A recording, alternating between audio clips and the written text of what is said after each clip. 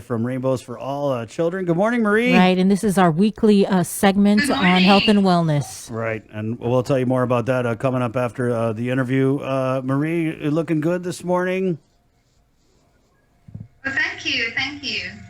And let's just get right into it. Now, I know that traditionally during September, Rainbows for All Kids and LifeWorks Guam, you guys do all kinds of stuff, but unfortunately, as you well know, we're in the middle of a pandemic and we're in this PCOR 1 lockdown. So, first of all, there goes all your events. I mean, you guys have some great events, great opportunities to bring people together.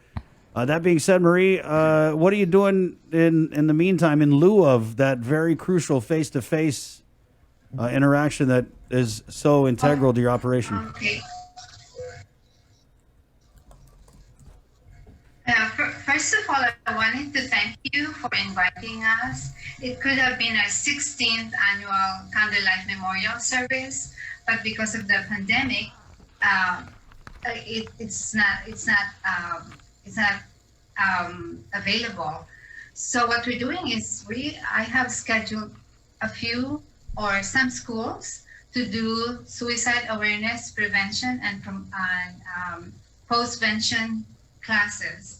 So next week we are scheduled to go to about 6 schools, and 6 schools with about 4 classes each. So we're very active. I know that suicide is it's a tragedy. It's a big loss for lives, but then we can do something. I think a lack of awareness. We need to be consistent about doing the awareness, and that's what we're doing for the rest of the September. Mm-hmm. And I think that Father Jeff and I are planning to do a vigil, probably over at the church, at St. Anthony Church. So we're planning something that we could still host, something very solemn in memory of those that have died from suicide. In fact, I have called some of the survivors of suicide, and they still want to do something for their loved ones. What are since we are talking about awareness, if you could just share with us what are some of the signs that you kind of would know? Okay, that's a very good question. Mm-hmm. Okay, right now, when I go to the schools, I would share with them. Sometimes instead of saying signs, maybe what are the invitations that someone who's thinking of harming themselves would show.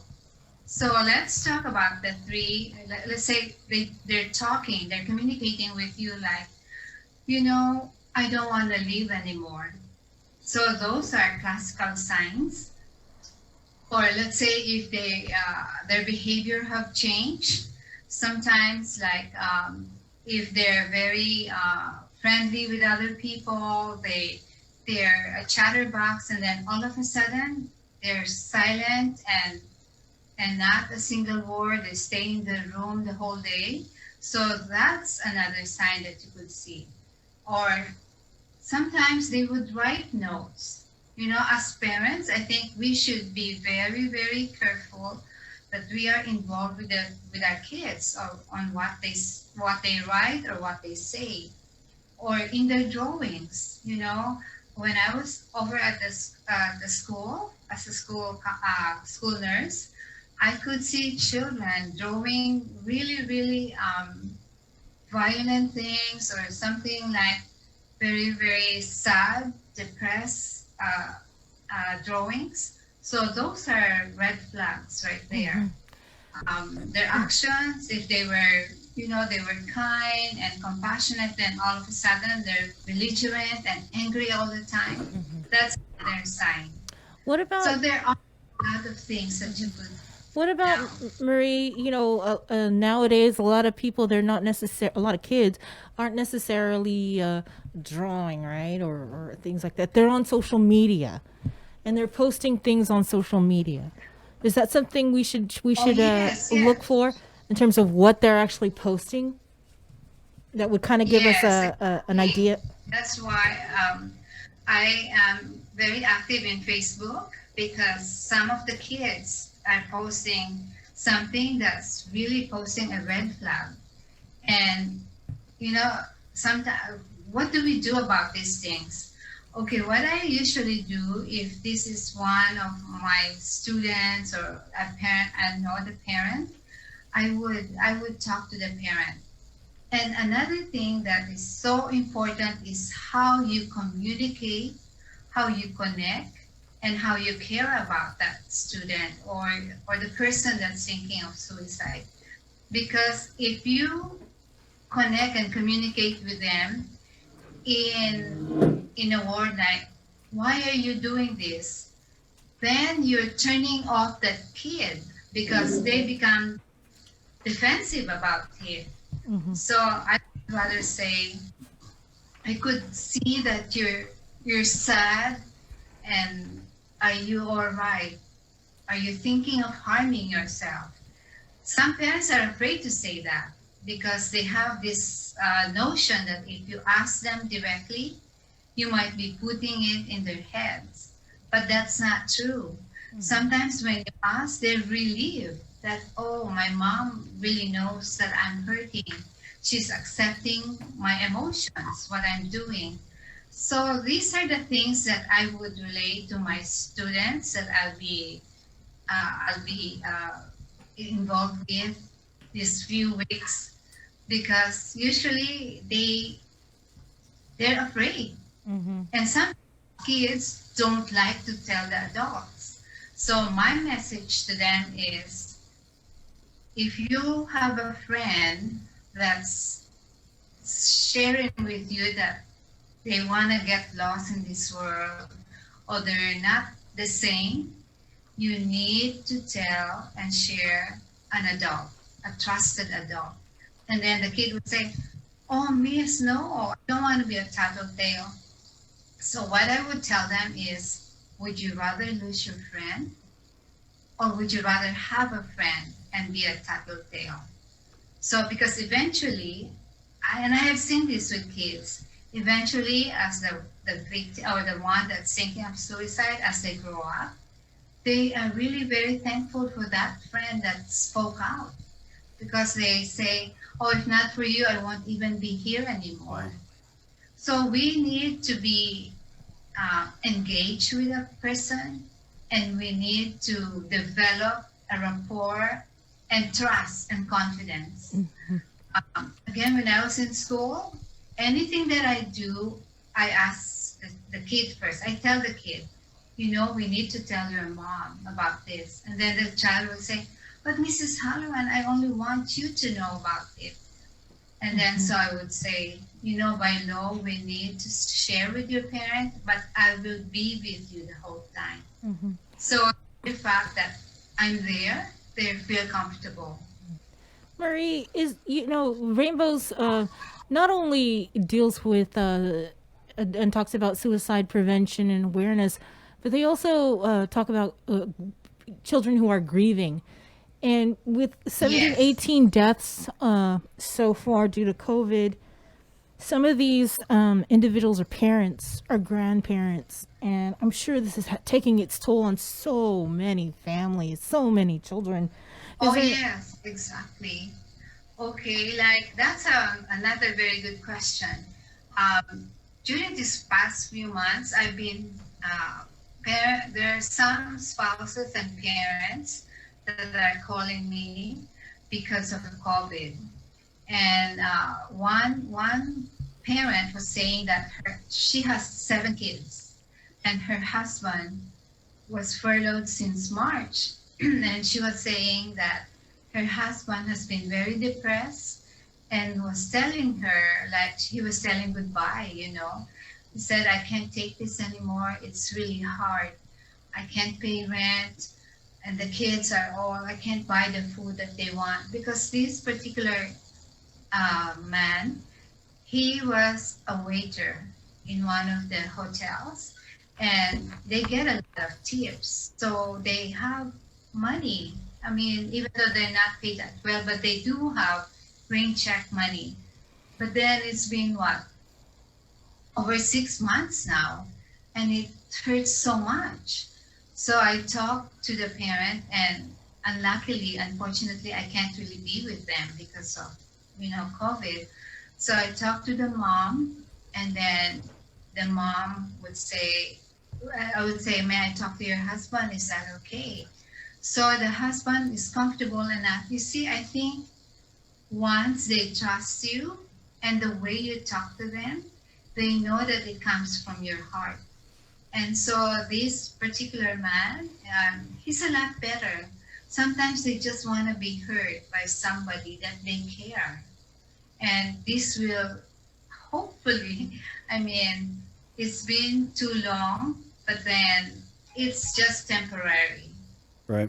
So even with kids, they are very sad because they can't be with their friends.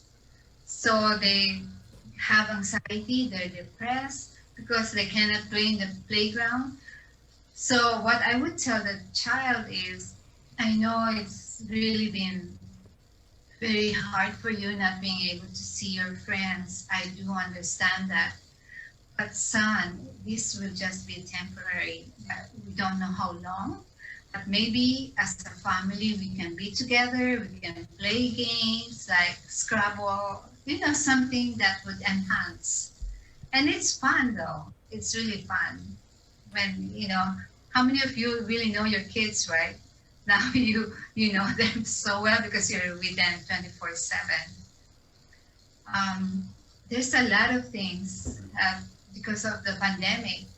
It's not only financial constraints, but if you have like mental illness, like you have depression and other manic depressive, it's pretty hard because sometimes you go with your friends, you feel more isolated right now.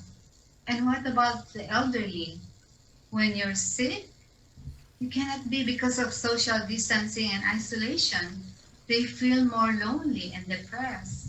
So these are the things that we really need to enhance, like motivate them, encourage. So what I'm doing right now is calling the list of people that attended the candlelight memorial service and sharing with them that we are still thinking about them, and I give them my phone number, and then Father Jeff, it's so amazing that Father Jeff, this priest, he is so compassionate. He's the priest that visits the COVID patients in the hospital. And he said, I just talked with him. He said he's not scared because God will give him the strength as long as he wears a mask and, wash hands and all that. But he said, I cannot make, or I cannot help but help that person that is ill and dying, while a lot of the religious people are scared to go there. So Father Jeff, and when he does that, he does isolate himself. He keeps precautionary measures and quarantine himself. So I asked him last night, how many times does he get tested? He said he gets tested sometimes twice a week or at least once a month. But, and then if he doesn't have any signs, then he doesn't need to. That's what public health said. Marie, when you talk about those people that you guys have reached through the program and through the work that you're doing, and Father Jeff's doing, when we hear about the numbers, right? And although we haven't got anything really official, we have seen some numbers that show that there's been an increase the last few months in the number of suicides compared to the same period last year. So being on the front lines, when we think about those we have lost because we haven't been able to reach out to them, what are your thoughts on that? And how do we work harder to reach people? I think that you and I, the frontliners, we all have this anxiety, right? Because we don't know whether everything is so uncertain because this coronavirus is invisible. We can't see. So we, the frontliner, are at risk, even though they wear all these gears. So they get depressed and anxiety because of the uncertainty. And you and I, it's the same thing, even though we do all these precautionary measures. So we need to be more positive, and we need to be more we need to reach out more and do encouraging things. And I do hope that the lockdown will not be so long, so that families can start earning again. And financial loss is so hurtful that we can't do much about it. Maybe prayers or something, or healing, praying and having our faith. So we need to encourage those. You don't need to be a Catholic, as long as you have a spiritual being. It could help you a lot. All right, thanks a lot, Marie, for joining us today. Any final comments before we let you go? And also make sure to let us know about this vigil that you guys plan on holding when it gets closer. Oh, yes, definitely.